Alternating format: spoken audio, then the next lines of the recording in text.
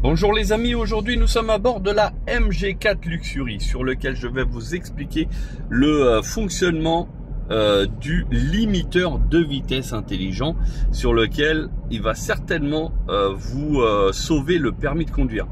Regardez, là on a un panneau de 90 km/h qui est en train d'arriver et là j'ai la limitation qui était à 50 km/h qui vient de se lâcher. Alors c'est l'une des points faibles de ce véhicule, c'est que des fois les panneaux ne sont pas reconnus. Alors, pourquoi? Je n'ai aucune idée. Là on a un autre panneau, donc 70, il n'a toujours pas reconnu. Donc c'est des petits bugs qui persistent, et là on peut pas dire que le panneau n'était pas reconnaissable. Donc on va espérer qu'une énième mise à jour chez MG puisse corriger le tir. Parce que là, pour le coup, vous voyez, hein, je suis en excès de vitesse parce que c'est limité à 70. Là, on a un autre. Alors, le problème ici, c'est qu'à chaque fois, il y a d'autres panneaux avec. Alors, du coup, est-ce que la voiture, elle ne sait pas interpréter parce qu'il y a un autre panneau avec? Donc, on va essayer de voir un peu plus loin s'il y a un autre panneau, mais à ce moment-là, qui serait isolé et qui puisse effectivement nous dire si par exemple là on a un 80 qui est isolé. Je ne sais pas si vous arrivez à le voir. Eh ben non, toujours pas. Ah bah comme quoi là ça bug sévère, hein. Et réalisé sans trucage. Et pourtant ma voiture elle est complètement à jour, puisque avant de partir en vacances, elle a été chez MG justement pour une remise à niveau. Alors là, il y a encore un autre panneau. Et ouais, on a l'avantage, c'est qu'on est sur un endroit où il y a, celui-là, il l'a reconnu. Il l'a reconnu, on est à 80 km/h. Et l'avantage du limiteur de vitesse, hein, qui est affiché ici, c'est que je peux appuyer à fond et je ne dépasserai pas la vitesse. D'ailleurs, je vais vous faire la démonstration, même si on a un radar fixe qui est ici, donc à côté du P parking là, voilà, radar fixe, voilà, et ben je suis à 80 km/h, la voiture ne le dépasse pas, et en règle générale, elle le respecte. Alors, des fois, il y a un petit 1 km/h de plus ou de moins, ça peut arriver, mais en règle générale, ça fonctionne assez bien. Ce que j'ai remarqué aussi, c'est la consommation. Regardez. Là, on est en plein période de soleil, hein, on va pas se mentir, il fait 27 degrés à l'extérieur et la consommation, elle est modérée. J'ai la climatisation qui est en route, qui est programmée donc pour 20 degrés, parce que là, pour le coup, ça fonctionne. Et ma conso, vous voyez, elle est de 11,4 malgré la climatisation. Si je la retire... Le contrôle du climat est déjà ouvert. Bon, je ne sais pas pourquoi elle a parlé, mais bon, ça lui fait plaisir de temps en temps de se rendre, de dire qu'elle est vivante, hein, je sais pas. Vous voyez, la conso, là, je suis limité à 50. Regardez, je suis pied au plancher et je ne dépasse pas les 50. Et la conso, donc du coup, elle se réduit. Si j'enlève la clim, il y a fort à parier que je serai inférieur aux 10 kW. Voilà, donc c'est une fonction que très peu connaissent. Voilà, je la mets en lumière parce que là le mérite d'exister. Après, le grand problème, effectivement, et vous l'avez remarqué en tout début de cette vidéo, c'est qu'il y a certains panneaux où elle reconnaît pas. Il n'y a pas de raison, hein. Là, on peut pas dire que c'est parce que le panneau était caché, parce qu'il était sale, parce que le panneau était petit. On sait pas. Donc bon, en même temps, on va espérer que MG prenne en compte cette vidéo et puis il retravaille dessus sur la reconnaissance des panneaux, parce que il y a sur certaines voitures, et c'est ça le problème, c'est que sur certaines voitures, la reconnaissance des panneaux, elle est bien faite. De la gamme MG, hein, je parle pas de la concurrence. Donc c'est qu'ils savent, ils doivent savoir faire, pardon. Voilà, donc on va continuer bah là c'est limité à 50 et je ne pourrais pas rouler plus parce que c'est un peu bouché hein, devant. Mais dès qu'il y a possibilité, je me remettrai à fond de manière à ce que vous puissiez. Là, il a reconnu un panneau qui était pour la rue à droite. Et regardez, il l'a mis à 30 km/h. Et le petit gong que vous avez entendu, c'est parce que j'ai dépassé, j'étais en excès de vitesse. Donc tant que ça fait le dong, ça veut dire que automatiquement, je suis en excès de vitesse, donc potentiellement verbalisable. Là, du coup, je suis limité à 30 km/h, regardez, par le véhicule, alors qu'on est à 50. Parce que là, on a un panneau 50 rappel. Donc là, je fais exprès dans mon test de rouler. Donc, je suis à 30. Et là, en espérant, il l'a reconnu parce que la voiture, elle s'est mise à accélérer. Regardez. Et je me relimite à 50 km/h. Donc là, j'ai fait exprès. Mais sinon, si jamais je voulais reprendre la main, par exemple, pour rouler à 50 km/h jusqu'au panneau, il suffit d'accélérer fort sur la pédale. Et là, vous reprenez le contrôle. Donc là, on a un feu tricolore qui est rouge. Je m'arrête. L'avantage, c'est que même si vous arrêtez pour un stop, un feu rouge, n'importe, la voiture, elle garde en mémoire la limitation de vitesse. Enfin, le limiteur de vitesse intelligent. Donc là, je peux réappuyer à fond. Donc elle va partir. Et après, je reste à 50 km/h. Donc voilà, je suis dans le flux de la circulation. Ça se passe très bien, il n'y a pas de problème. Alors le problème de comment ça met en place le limiteur de vitesse. Donc moi ici j'ai programmé pour l'étoile.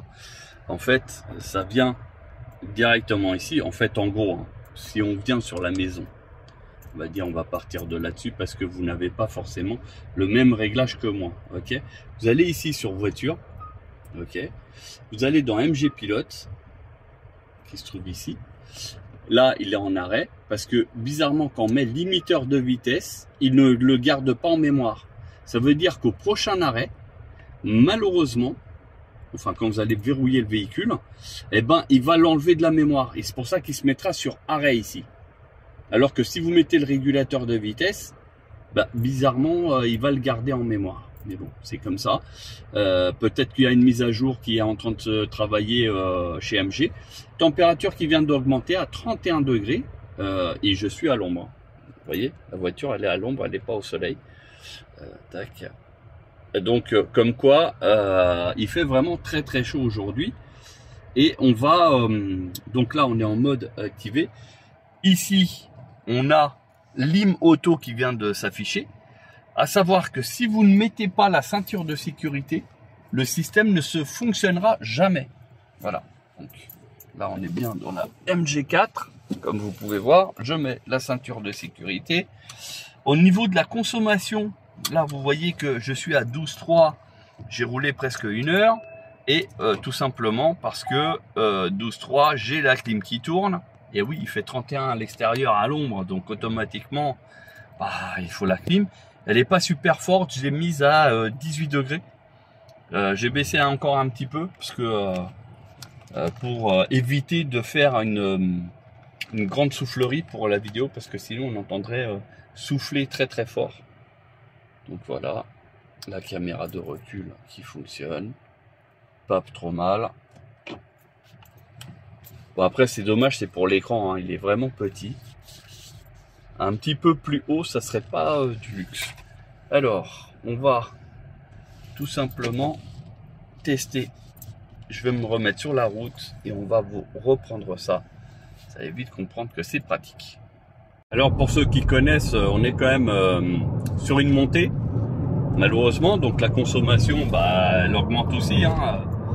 On va pas se mentir, mais après, elle va baisser à nouveau parce que ça sera une descente. Donc voilà, l'avantage c'est que je ne vais pas dépasser la limitation qui est reconnue. Donc là, il y a le panneau 80 km/h. Maintenant, je vais filmer ici au niveau du tableau. Il a reconnu, vous voyez, 80. Et j'étais déjà à la limite. Et du coup, il ne me laisse pas dépasser cette limite. Là, il y a un 90 encore. Voilà, donc là, je vais rouler à 90 et on va avoir un autre panneau qui va nous réduire la vitesse. Alors, je laisse volontairement. Voilà, et ça, c'est le bruit qui indique comme quoi on est en excès de vitesse. Et après, ça s'arrête. Donc, c'est vraiment le bip pour informer qu'il y a un risque d'avoir un PV. Voilà, et là c'est la descente, donc automatiquement c'est là où on va réduire la consommation. Et, ouais, et ça se baisse encore parce qu'il y avait le panneau 70. Comme quoi, hein, vous voyez, c'est pas mal, ça peut vous sauver le permis dans pas mal de situations, puisque vous savez qu'aujourd'hui on a des panneaux de limitation à tous les 10 mètres. Bah, d'ailleurs, vous venez de voir la preuve, hein, en très peu de temps, on s'est retrouvé avec 4 ou 5 panneaux. Regardez encore un autre rappel ici. Donc on est bien toujours à 70 ici. Voilà. Donc là, comme c'est une descente, bah, des fois il prend 1 km/h de plus, mais ce qui est tout à fait normal, hein. Voilà, pour ceux qui veulent critiquer, ne critiquez pas pour rien. C'est tout à fait normal, c'est sur une descente. Donc il y a toujours une petite marge d'erreur. Au niveau de la conso, on voit que bah, ça diminue aussi. Et après, si on a du plat, bah, on se rend compte que on baisse encore plus la conso. Voilà, donc là on est limité à 50 km/h. Et ce qui est normal parce qu'on traverse donc un village qui est limité à 50. Voilà. Donc dites-nous en commentaire si votre voiture elle fait ça, si c'est mieux travaillé ou si c'est pire, hein, d'ailleurs, hein, pourquoi pas, il faut le signaler. Après, quand c'est pas au point, il faut pas crier non plus au scandale. Il se peut qu'il y ait une mise à jour qui se fasse. Donc pour le coup, pas la peine. Il suffit d'être un petit peu patient. Hein, comme ceux qui l'ont été avec la reconnaissance des panneaux tout court avec MG, parce que au tout début de la sortie de certains modèles, c'était une catastrophe. Puis maintenant, ça fait partie presque des meilleurs véhicules sur la lecture des panneaux. Donc la conso. Donc je répète, hein, on a plus de 31 degrés à l'ombre et j'ai mis la clim à 18. Au début, je l'avais mise à 20, mais j'avais la ventilation qui était un peu forte justement pour rafraîchir, on va dire, l'habitacle et pour la maintenir fraîche. Mais pour éviter d'avoir le bruit, j'ai préféré mettre à 18 et avec une ventilation moins forte. Et du coup, ça se passe bien au niveau du ressenti. Donc la conso, là, on est sur du plat. Et on sent que la conso, elle continue à baisser. Donc là, j'ai le pied qui est au plancher parce qu'on vient de passer à un panneau 70. Et alors, et pourquoi il y a un 70 alors que normalement c'est limité à 90? Parce que regardez, ils ont mis le radar chantier là, que vous voyez au pied des arbres. Voilà. Et ce radar chantier là, bah, il nous fait limiter cette route à 70 km/h, alors que de base, elle était limitée à 90. Voilà. Donc comme ça, je suis sûr de ne pas avoir de photos d'arrivée.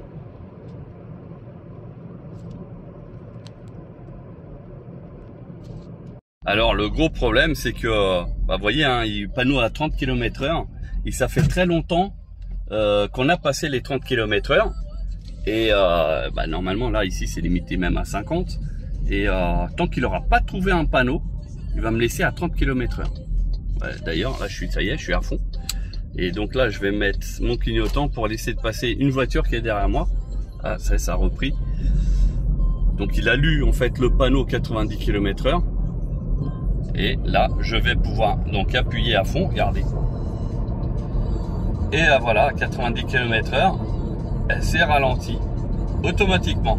Du coup, on a voilà, cette sécurité quand ça fonctionne bien. Donc c'est pour ça il faut rester toujours maître du véhicule, hein, et pas être bêtement à ne pas vouloir augmenter la vitesse, parce que des fois la lecture elle est mal foutue. Mais sinon en dehors de ça, je trouve que c'est assez bien. Et ce qui est bête aussi, c'est que sur les autoroutes, bon là je n'ai pas pris l'autoroute pour faire la démonstration, mais sur les autoroutes, il prend les panneaux de sortie d'autoroute. Donc du coup, si vous êtes sur la voie de droite à 130, d'un coup elle va vous réduire la vitesse parce que elle prend les signalisations de sortie alors que vous allez continuer. Donc malheureusement au niveau des sorties, ce que j'ai remarqué, c'est qu'il faut rester sur la voie du milieu ou sinon sur la file de gauche. Mais malheureusement c'est pas très voilà, là ça a réduit, hein, vitesse à 70 qui clignote et ça sonne parce que je suis en excès de vitesse. Et là on va repasser à 90. Et là comme je suis appuyé à fond, donc ça accélère assez fort. Voilà. Et donc grâce à ce système là, en fait vous allez consommer moins que si vous aviez le régulateur de vitesse. Parce que le régulateur de vitesse, le problème c'est que il a tendance à accélérer très fort. Voilà. Bon, on est arrivé à destination. La petite démonstration, j'espère qu'elle vous a plu, elle vous a appris quelque chose surtout. Et puis si jamais vous avez des questions, n'hésitez pas à les poser en commentaire. Et j'essaierai de vous répondre dès que possible. Voilà. Sur ce, je vous souhaite une bonne journée. Merci d'avoir visionné la vidéo jusqu'au bout. N'hésitez pas à liker, mais surtout à vous abonner pour d'autres vidéos YouTube.